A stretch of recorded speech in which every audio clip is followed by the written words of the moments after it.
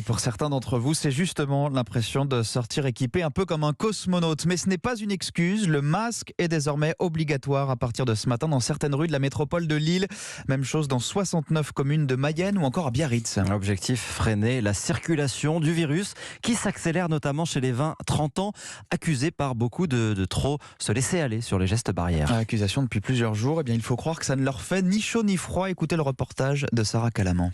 Du coup, non, on se fait la bise, on va pas faire plus attention qu'avant parce qu'on sait que même si on l'a, nous ça nous touche pas. Face aux accusations, Amaury assume. Quand il retrouve ses amis étudiants en bord de Seine avec du rosé, il prend le risque d'être contaminé, mais il l'assure, il ne met pas en danger ses proches. Si je connais quelqu'un qui a des antécédents médicaux, je sais que je vais faire beaucoup plus attention. On ne veut absolument pas se retrouver dans une situation où on fait partie des gens qui provoquent des secondes vagues. Juste qu'encore une fois, on a passé 2 mois confinés. Là, c'est l'été, qu'est-ce que tu veux qu'on fasse? On va pas s'arrêter de vivre juste parce que il y a une resurgence, parce que dans tous les cas, ça va revenir. Inès et Agneta, qui ont à peine 20 ans, sont aussi persuadées que cette seconde vague arrivera. Mais elles réagissent très différemment.